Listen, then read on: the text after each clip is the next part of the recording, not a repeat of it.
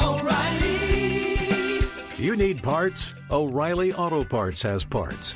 Need them fast? We've got fast. No matter what you need, we have thousands of professional parts people doing their part to make sure you have it. Product availability.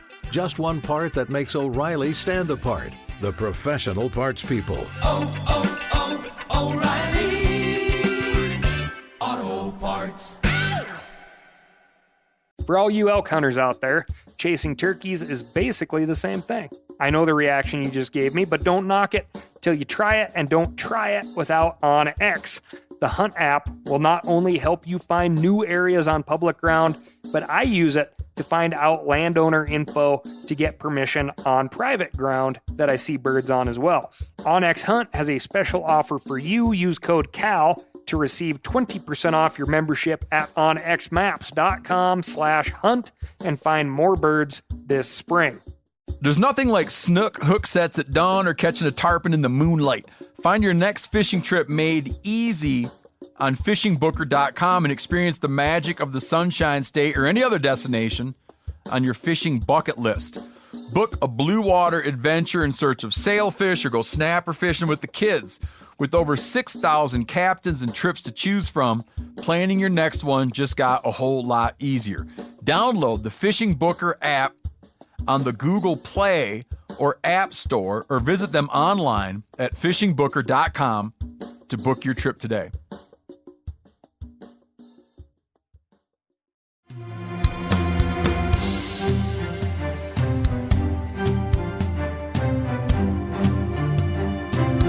From Meat Eater's World News Headquarters in Bozeman, Montana, this is Cal's Week in Review with Ryan Cal Callahan. Now, here's Cal. Did you know that there have been 11 human children born in Antarctica? At McMurdo Station, Antarctica, temperatures are rarely above 38 degrees in the summer and rarely go below negative 33 in the winter. However, the coldest recorded temperature was July 21, 1983 at Vostok Station, where temps plunged to 128.6 degrees below zero. Although there are year-round residents here that include people, penguins, and seals, the largest native terrestrial animal is only about a quarter-inch long. It's called Belgica antarctica, and it's a wingless midge. Don't just call this thing a bug, as Belgica antarctica is an extremophile. That means something that lives in extreme environments. If it were to live in conditions a bit more hospitable, a place that doesn't get too hot or too cold, say, you could call it a mesophile, which is a critter that lives in environments 68 to 115 degrees. Or, let's say a critter likes an environment with a pH level that is neutral. That'd be a neutrophile. Now, if you're a fly fisherman, you might know Belgica antarctica as a chironomid, as in, hey, we've been catching a lot of rainbows on chironomid patterns. The iciness and snowiness of this particular chironomid's chosen locale brings to mind one of the more popular chironomid fly tying patterns, the snow cone. This week, we've got what it takes to graduate in the Philippines, toilet weasels, poachers, woolly mammoths, wilderness, and more. But first, I'm going to tell you about my week. I took the weekend to dial in my hovel.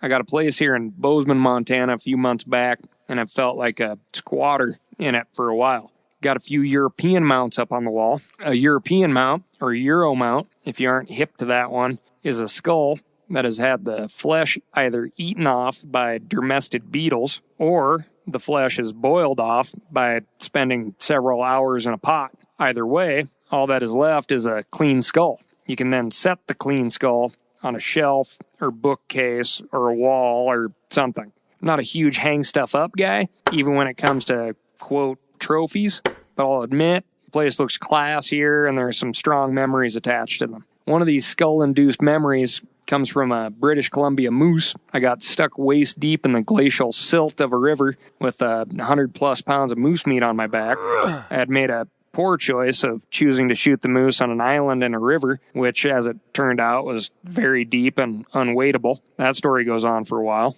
Also, put up a couple of mule deer that honestly mean a whole lot more for reasons I may go into later or not. The most important thing I got done at the new place is I got some earth boxes planted, which are neat little Tupperware type setups full of soil that make growing food possible for a bachelor, guy on the move like myself. The other highlight is I got to take my 3-year-old nephew fishing, along with a small herd of other children. Quite proud to report that as the kids slowly started to lose interest in fishing and gain more interest in less important forms of play, my 3-year-old nephew stayed focused and fished longer than 3/5 of his peers. The 3-year-old made it as long as the 9-year-old, and the 9-year-old is, as I would say, a real fishy dude. Moving on. The Philippines, an island country consisting of 7,100 islands and islets that make up more than 22,550 miles of coastline, was once heavily forested. However, the total forest cover has dropped from 70% to 20% in the 20th century. Logging, mining, illegal logging, climate change, general habitat destruction are the culprits here. However, a new Filipino law aims to make a change. The new law requires all graduating high school and college students to plant at least 10 trees each before they can graduate. If adhered to, over the course of one generation, 525 billion trees would be planted. Wow. Even if 10% survive, that will be an additional 525 million trees. I think I built a 4-weight fly rod for my senior project, which I had no cause to second guess or rethink until now. Moving on to our most recent Lazarus species discovery. For those of you slow to the game, Lazarus is an old boy from the Bible who was raised from the dead. So a Lazarus species is a species thought to be extinct that returns from the dead by being discovered to have not actually gone extinct. Think black-footed ferrets, the Lord Howe walking stick, and the coelacanth. I'd be negligent here not to plug Nick Cave's album, Dig Lazarus Dig. So keep that in mind once you've listened to every last single episode of this show and there's nothing more for you to do. Anyways, a self-described amateur naturalist in Colombia has managed to capture the first ever picture of a living Colombian weasel. Looks not dissimilar to our short-tailed weasel here in the U.S., except this weasel has shaggier hair and a bit of a soul patch of brown fur on its tan chest. It's about 8.5 inches long and can weigh as much as 5 ounces from nose to tail. This species was thought by some to be extinct due to the fact that there hasn't been a sighting for at least a century. The species is only known from 4 total specimens, and these new pictures from our amateur naturalist are the only photographic evidence in existence. The Colombian weasel was known to inhabit dense jungle riparian zones, but this weasel managed to get his picture taken on, of all places, a toilet seat. When our amateur naturalist, or citizen scientist, began to identify the weasel in his pictures, he stumbled upon a picture of the Colombian weasel and thought, quote, "Could this be my toilet weasel?" Something to keep in mind next time you walk in on or squat on an interesting critter in their natural setting, or your natural setting. O'Reilly Auto Parts are in the business of keeping your car on the road. O'Reilly Auto Parts offer friendly, helpful service and the parts knowledge you need for all your maintenance and repairs. I don't know if you stopped in at an O'Reilly lately, but I use one because we have one right not too far from my house. People there are super helpful. I don't care if I'm getting boat batteries, car parts, whatever. Love those guys. They got thousands of parts and accessories in stock, either in-store or online, so you don't have to worry if you're in a jam. The team at O'Reilly Auto Parts can test your battery for free, in or out of your car. If it needs to be replaced, they'll help you find just the right battery for your vehicle. If you need your windshield wipers replaced, a brake light fixed, quick service, they'll help you find the right part or point you to the nearest local repair shop for help. Whether you are a car aficionado or an auto novice, you will find the employees at O'Reilly Auto Parts to be knowledgeable, helpful, and best of all, friendly. The professional parts people at O'Reilly Auto Parts are your one-stop shop for all things do-it-yourself auto. You can find what you need in-store or online. Stop by O'Reilly Auto Parts today or visit us at O'ReillyAuto.com/meat-eater. That's O'ReillyAuto.com/meat-eater. For all you elk hunters out there, chasing turkeys is basically the same thing. I know the reaction you just gave me, but don't knock it till you try it, and don't try it without OnX. The Hunt app will not only help you find new areas on public ground, but I use it to find out landowner info to get permission on private ground that I see birds on as well. OnX Hunt has a special offer for you. Use code CAL to receive 20% off your membership at onxmaps.com/hunt and find more birds this spring. Now, a lot of you guys are familiar with the old hunting tradition of eating, some organ, the heart or a chunk of liver off the first animal you kill. I had that when I was a little kid, and it was a big deal. Organ meats were always prized by frontier people who knew the importance of getting a lot of different minerals and nutrients. And as often is the case, those guys were onto something, because organs are among the most nutrient-rich foods on the planet. And you can get the same benefits your ancestors craved via convenient daily capsules from Heart and Soil, made exclusively from regeneratively raised, grass-fed, and finished cattle. Heart and Soil's unique freeze-drying process means all those important nutrients are trapped in, ensuring you experience every one of the benefits of nature's superfood in a clean, convenient, taste-free capsule. Find out more at heartandsoil.co. And make sure to use code MeatEater for 10% off your purchase. That's heartandsoil.co. Use the code MeatEater. Jumping over to our law enforcement desk, a Montana man was recently sentenced to 500 hours of community service for a wildlife conservation organization, which I like, 10 years of probation, $33,050 in restitution, as well as forfeiture of hunting, fishing, and trapping rights for life. What did he do to get all that? In 2017, the poacher killed, and for the most part wasted, a 6x4 mule deer buck, a 5x6 bull elk, a 6x6 bull elk with a broken 7th tine, a 6x6 bull elk with a drop brow tine, 2 antelope, and 2 turkeys. When investigators showed up to the poacher's home after receiving an anonymous tip, they witnessed the man running out the back door with an armload of animal skulls. The poacher pled guilty. I have to say I like the fine. I love the community service, but the first law he broke was not having a license or tags to begin with, all the while enjoying the practices. I think that a good deal for him now is that he should buy the necessary licenses while not enjoying the activities.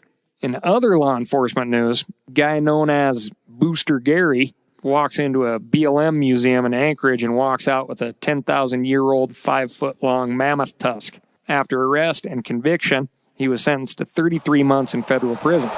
After serving that sentence in full, he will be on supervised release for 3 years and will not be permitted to visit national parks, national forests, or BLM land without the permission of his probation officer. Apparently, Booster Gary and an accomplice walked in the day before committing the crime and asked BLM museum staff specific questions about the weight and authenticity of the mammoth tusk. Then they came back after hours, broke a window, and slowly made off with what I assume was a heavy haul. They then proceeded to cut the tusk up, presumably to sell the folks that made jewelry or art of some sort and sold it off. BLM officials called it an irreplaceable paleontological resource. Mammoth are fairly rare, obviously, as the animals have been absent from most everywhere since they went extinct over 10,000 years ago. But there was one population of mammoths located on Wrangel Island, an island off the coast of far eastern Siberia, that lived an additional 6,000 years longer than mainland specimens. The Wrangel Island mammoth population didn't go extinct until 1650 BC. That means the woolly mammoth, a critter that would resemble a shaggy African elephant with much smaller ears, because big ears on elephants help dissipate heat being a commodity a mammoth wanted to keep. So now you know that.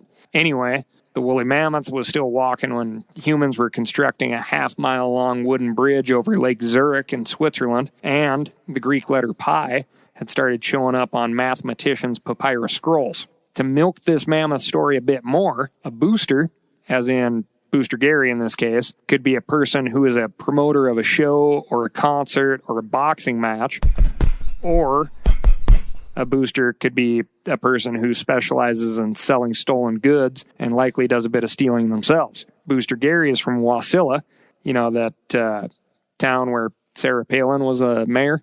Wasilla has a population of about 11,000 people. Coming from a relatively small community myself and spending lots of time in small communities since then, there likely wasn't much debate on what type of booster Gary was. nor would there have been much speculation as to what Booster Gary had in mind for that mammoth tusk, especially when you take into consideration that Booster Gary had been offering his boosting services through social media. Ow! So, if you happen to have a job at a museum that happens to have large fossils laying about, and you just happen to have some folks that look a bit questionable, inquiring about the general packability of those fossils, you may want to remember this story and over-exaggerate the weight and under-exaggerate the value of said fossils. Now we're going to stick with paleontology for another quick one, then we're going to head over to the politics desk where I may rant for a bit. A 50-million-year-old slab of rock from part of the Green River Formation in Wyoming somehow made it to a museum in Katsuyama, Japan, where it was recently rediscovered by a biologist on vacation from Arizona State University. The 22-inch wide rock features a fossilized school, or shoal, of 259 fish who appear to have been swimming together in tight formation at the instant of death. Appear being the important word here, since one has to work pretty hard to think of how a school of fish swimming together happen to be fossilized mid-swim. It's a bit puzzling, as critters don't typically just stop what they're doing long enough to be preserved in limestone. So, is this a case of seeing what happened, or seeing what we want to have happen? Researchers are puzzling over explanations. They've not come up with one that satisfies them all. In fact, most theories sound a bit, you're going to love it, fishy. Brings to mind all that recent hubbub over the paleontologist Robert De Palma, a sort of swashbuckling adventure type who claims to have found paleontological evidence of animals and a whole lot of fish who were actually killed by the meteor crash near the Yucatan Peninsula, which is widely considered to have ended the era of the dinosaurs and ushered in the era of the mammals about 65 million years ago. His interpretation of his findings is deeply controversial, and discussion of this controversy has brought up discussions of older controversies that De Palma was involved in prior to his latest shocker. One of these controversies involved Montana's own Jack Horner, easily the most famous dinosaur researcher and an inspiration for one of the characters of Jurassic Park, a film for which Horner provided technical expertise. Horner really liked to push this idea of his that Tyrannosaurus rex, rather than being some fearsome predator, was a strict scavenger who just ate dead stuff he found laying around. His thinking was based largely around physiological characteristics, including exceptionally large nasal passages, which might have been necessary for the T-Rex to smell rotten dead critters off in the distance. What burst Horner's bubble on this is the anthropologist De Palma, the meteor strike evidence guy, found a vertebra from a hadrosaur that had actually healed around a busted T-Rex tooth, meaning the T-Rex was out hunting live dinosaurs, not carrion, and snapped off his tooth in a hadrosaur tail, and then the hadrosaur got away. Confronted with this evidence and trying desperately to hang on to a now questionable opinion or theory, Horner retorted that maybe the hadrosaur was sleeping and the T-Rex just thought it was dead. Yeah, maybe. Now I'm going to ease us into politics in the best possible way by talking about wilderness. We have 2.3 billion acres of land in the United States. 640 million of those acres are public. 111 million of those public acres are managed under a wilderness designation. Wilderness meaning, typically, that the area has been primarily affected by the forces of nature. Man's work is largely unnoticeable and has outstanding opportunities for solitude or a primitive and unconfined type of recreation. I am paraphrasing here, but a good piece of shorthand would be that wilderness with a capital W, as in designated wilderness, is a place where motors and wheels are not allowed. For some perspective on my personal biases here, I'll mention that I grew up on the border of the Rattlesnake Wilderness area, located about 4 miles from Missoula, Montana. The Rattlesnake Wilderness is roughly 34,304 acres and was designated as a wilderness area by Congress in 1980. I had no means of transportation other than foot or bicycle at the time, but I fished, hunted, built forts through rocks, swam, and hiked all over that wilderness. I would often bike up to the wilderness boundary sign, cross Rattlesnake Creek, and pester trout and backwater there. I went on to expand my wilderness travels. Once I got a vehicle, I would load up my 1983 Chevy Celebrity and head for the Bob Marshall, Anaconda Pintler, or Lee Metcalf wilderness areas to do basically the exact same activities with more overnight camping involved that took place during my, backyard wilderness adventures in the Rattlesnake. The Chevy Celeb was a two-wheel drive, zero clearance sedan, by the way. I bring all this up because I think it's important to highlight the fact that wilderness areas are there for me to access, and they're there for you to access, and there are a lot of ways to get in there, and a lot of things to do once you do. You can float, hike, hunt, fish, ride horses, sit in the damn parking lot, do nothing, or just lay around reading a book. The wilderness is what you yourself make it, due to the unrefined nature of wilderness. It's a sort of beautiful blank slate for us to imagine and define ourselves on, without allowing ourselves to defile the land and define it permanently in a way that would hinder the imagining and defining of future generations. But right now, Senator Mike Lee of Utah has a bill that would go against the letter and intent of the Wilderness Act, which was passed in 1964 by a bipartisan coalition of politicians who voted 99-1 in favor of passage in the Senate. The one dissenting voice feeling that the protections didn't go far enough. But Lee's bill would begin to unravel those protections by allowing human-powered mechanized travel in wilderness areas, or, in the words of the proposed legislation, quote, "This bill would enrich Americans' enjoyment of the outdoors by expanding recreational opportunities in wilderness areas." Guess what, America? If you can't see how rich the outdoors are as is, or how expansive our recreational opportunities are as is, I don't think that pedaling a bike is really going to do it for you either. And by the way, it's important to keep in mind that you can have your cake and eat it too. If pedal power is your preferred method of outdoor rec, you already have a potential 529 million acres of public land to ride on. Plus, well over 1 million miles of publicly open dirt roads to enjoy, and well over 4 million miles of paved roads if that's more your style. Point being, we aren't going to run out of surfaces where bicycle traffic is allowed, but we're really pretty damn light on surfaces where it isn't. Less than 2% of the lower 48 is federally designated wilderness. Let's ease up on it, folks. It's doing good as is. So this is your call to action. Email, write a letter, call your duly elected officials, and let them know that you value wild places. It doesn't matter if it's just the idea of wilderness that you value or actual time in the wilderness that you value. Speak up.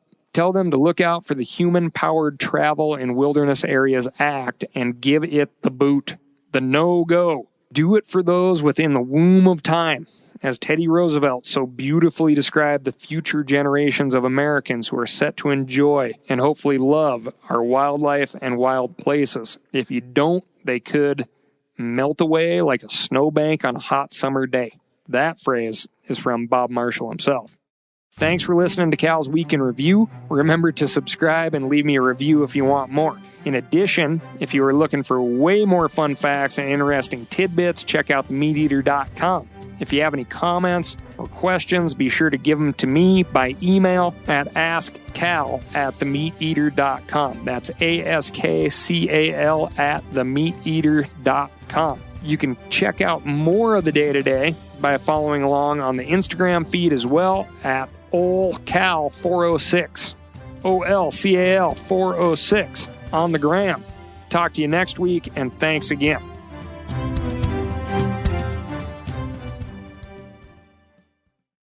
Hey, I just sat down with the owners and operators of Maui Nui Venison. They're on a mission to balance axis deer populations on Maui while giving back to the community and run a totally sustainable operation. For folks like me who want to get your own meat but aren't always successful, you can become a snack subscriber, get some axis deer sticks sent right to your door. Visit MauiNuiVenison.com.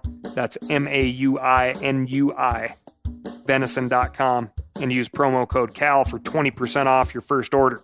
Outdoor adventure won't wait for engine problems. Things like hard starts, rough performance, and lost fuel economy are often caused by fuel gum and varnish buildup.